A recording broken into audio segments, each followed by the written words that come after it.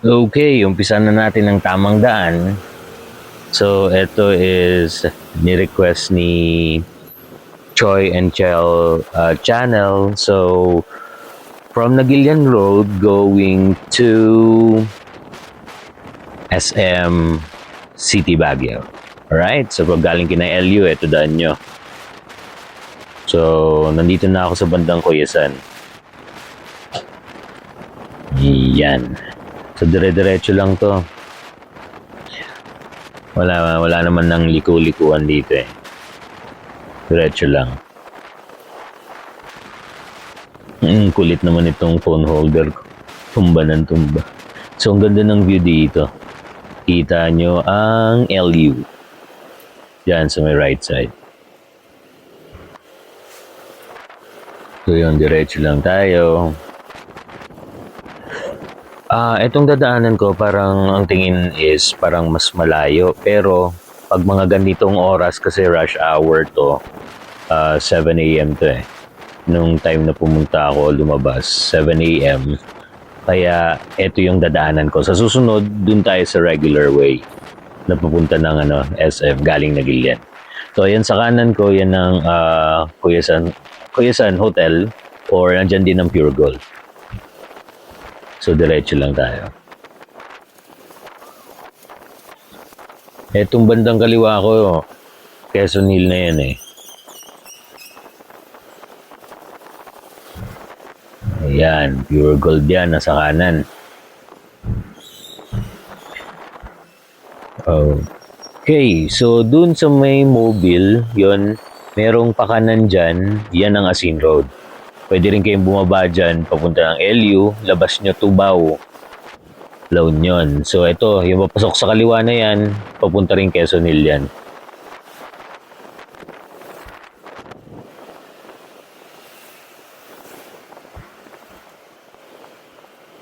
Okay, may intersection dito eh. Ayan, yung building sa tutok, yung kulay blue na yan, kakanan tayo. Grotto. Pero ito, pag sinundan mo yung kalsada lang na yan, yung pakaliwa na yan, sundan mo lang yan, labas mo yan St. Vincent Church, PLDT, na yung service nila, tapos may papasok din doon papuntang Quezon Hill. So, etong nasa tapat natin, ayan lang, siguro mga 100 meters, grotto na yan. Pero, kakaliwa tayo, papunta ng quarry.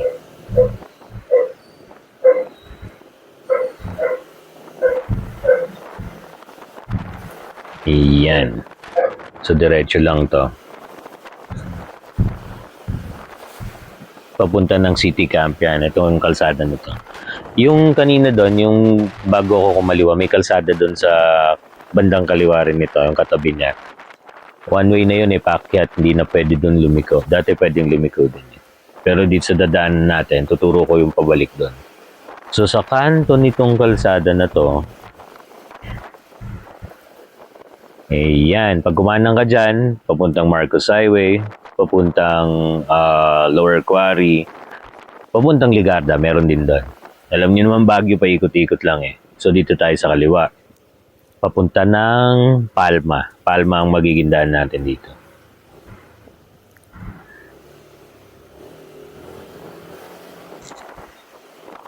Yan, di ba? Lang ka-traffic. Doon, may mga stoplight. Doon sa regular na daanan, may stoplight, may traffic enforcer, matraffic pag ganitong oras.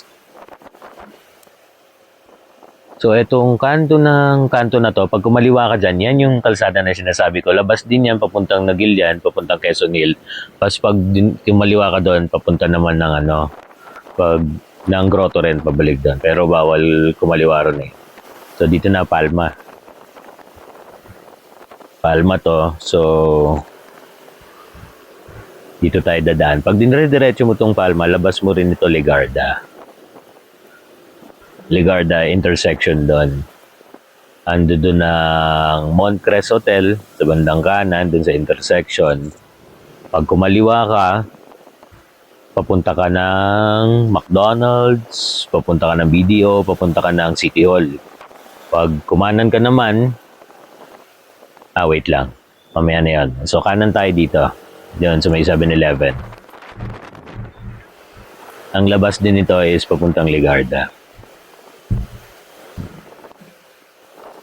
Hindi nakakatakot dumaan dito. Akala nyo nakakatakot. Talagang daanan to. Marami, yung mga taga Baguio, yung alam tong kalsada na to, dumadaan dito talaga para hindi ma-traffic.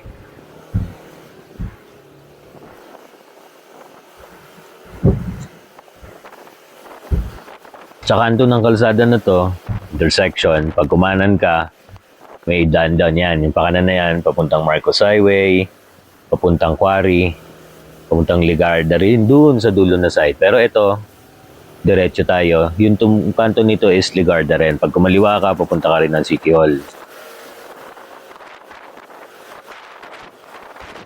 So, kanina, di ba, nasa right. Pag doon ka dumiretso kang Palma, right side ng Moncres. Ngayon, nasa kaliwa. Ayan. So, dito tayo sa kanan, Ligarda na yan. So, Petron yon, Petron yung gas station na yan. So, pag dinire-diretso mo itong kalsada na to, ang labas mo nito is Marcos Highway. So, marami dyan. Meron kainan dyan na paborito ko eh. Yan lang, yan. Sabad ng kanan, Chilchungak. Okay ang sangyup nila dyan. Tapos yung dun banda, yung K-Flavors, dun. Solid ang sangyup dun. So, eto, so maliwa tayo, di ba? Etong dulo ng kalsada na to is Quezad Road. Yan. Pag kumaliwa ka dyan, papunta ka rin ng City Hall. Tapos, di ba, pag kaliwa mo, merong intersection doon. Pag kumanan ka, good taste naman. So, diretso tayo sa Quezad Road. Pag tagos nito is flyover. Pag kumaliwa ka dito, ayan, Burnham, papunta ka ng Harrison, papunta ka ng Session, doon sa kaliwa na yon. Papunta ka ng Center Mall or Magsaysay. Or papuntang Trinidad, pwede. Yan, diretsoin mo lang yun. So, dito tayo, diretso lang. Maraming hotels dito. Talagang sunod-sunod yung hotels dito sa bandang kanan. Itong kaliwa, Burnham na to playground. So yun, eto na. Building sa kanan, yung sa bandang dulo. Intersection yan. Pag kumanan ka, andyan ang Will's Cafe. Tagos dyan, Ligarda rin. Tapos eto sa bandang kaliwa, may daan dyan pero bawal na kumaliwa eh. Dyan, papunta ng track and field. Diyan sa area na yan. Parking area rin doon ng ano. Ayun, sa kanan na yon, yun ang kanto. Nako, napakasarap doon. Minsan ni-try nyo pag nagpabagyo kayo. Kanto ang pangalan ng restaurant. Ito bandang kanan na to, hotel din yan eh. Parang condo type. Diyan nag-check-in, nung umakyat yung family nila, paring, Wally na Perez. Diyan sila nag-stay. Maganda diyan sa area na yan. So, ayun, medyo na-traffic tayong konti. Ganito talaga pag umaga. Kasi ito yung mga lumalabas ng Marcos Highway. Pero moving yan. Malapit na, nandiyan na tayo sa intersection eh. Kesa naman dun tayo sa kabila, mas ma-traffic dun. Abutin ka ng siyam-siyam. Dahil pang stoplight dun. Tsaka mga enforcer. So dito, diretso lang. Siguro may enforcer dito sa bandang dulo. Itong bandang kanan natin, hotel yan, Crown Legacy. Kadalasan naman nagkakaroon ng mga traffic dito sa Baguio is pag may nagta-traffic. Gano'n na. Hindi, totoo yun. Kahit sang lugar naman eh, once na tinutukan na ng nagta-traffic, syempre mayroong side na may stop, may side na maipapago. Talagang minsan, pero moving yan, syempre. Kaya nga nandyan sila para ayusin yung traffic ko eh. So, diretso tayo. Yung bandang kanto na yon, ayan na yung flyover. Alam mo, puno. Magse-semi U-turn tayo pa left. So, eto nga palang kalsada na to bandang kanan. Yan, papuntang Marcos Highway na yan. Pero dito tayo, sa bandang kaliwa. Sabi sa inyo, may nagta-traffic eh. Ayun, sa may bandang net na building na yon, yan, Cannon Road na yan. Pa Cannon Road, Cam 7, pupunta kayo ng Lion's Head. So, dito tayo sa bandang kaliwa. Papunta tayo ng UP, Convention, ng Engineers, ng SM. Ito, itong kalsada na to. Pababa ng flyover. Pagkaroon kang Marcos Highway at pumasok ka ng flyover, dito ang bagsak mo. So, ayan. Sa bandang kaliwa, andyan ng Lions Club, andyan ng E-Vice, Silver, yung gumagawa ng silver, andun din sa bandang kaliwa sa tawid. So, dito tayo sa kanan. Hindi ka naman pwedeng tumagos doon pakanan talaga to. Dahil one way na yun. So, diretso lang tayo.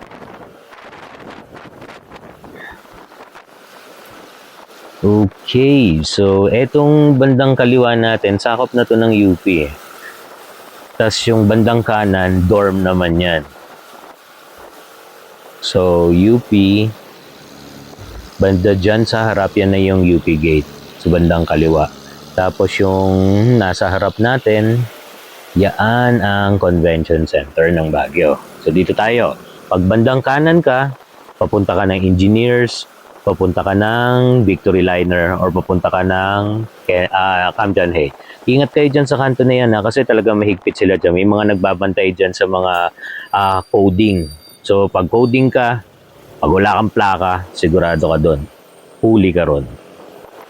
Ayan, sa bandang kanan yan ng TP, Teleperformance. Itong bandang kanan din, yung sumunod na building yan ng Sitel na Site 4. So pag diniretso mo tong kalsada na to, ito na yung Harrison Road. Pag diniretso mo, palengke na punta mo niyan, pupunta kang Burnham. So etong bandang kaliwa natin, yan ang UC, University of Cordillera. Etong bandang kanan natin is bagong building na SM. Pero yan, nag-o-open yan mga 10 o'clock. So close yan. Ang open lang na papunta ng SM mismo na ano nila entrance is yung sa supermarket side. So etong kaliwa UC, susunod na building sa UC is Comelec. Diretso lang tayo. Eto GovPac to tong kalsada na to. Nandito yung mga paradahan ng bus, yung ibang paradahan ng van nandito. Solid North, Partas, Genesis, at kung ano-ano pang bus nandiyan dyan. Diyan sila nagpa-park. Yan, medyo congested ng konti. Tandaan nyo ang motor, bawal pumasok ng session. Lower session paakyat, bawal. Upper session pababa, bawal. Pati bike. Kuli kayo kaagad dyan. 500 pesos agad ang fine yan. So ito na, yung dulo ng kalsada na to is Session Road. So Session Road na yan, bawal po kumaliwa. Kakanan tayo. Tapos yung kantong-kanto, police station yan. Pag nabakbakan kayo ng plaka dito, dinadala yung mga plaka dyan yung tutubasin. Yan yung bandang baba. Yun. So kanan tayo. Pwede pumasok ang motor dito basta pakanan lang dyan papuntang SM. Diretso lang. Yan, diretso. SM na yan. Tignan mo to si Kuya. Ako yung nasa tamang lane, siya yung sisiksik sa lane ko. Siya pa yung galit.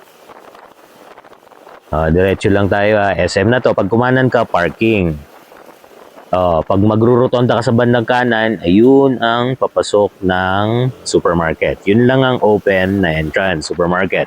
So diretso tayo, papunta to ng main entrance ng SM. Yung main entrance, close pa rin yan. 10 o'clock yan mag-open. Yan, close. So baba tayo. Etong bandang kaliwa ko, ayan ang Casa Vallejo.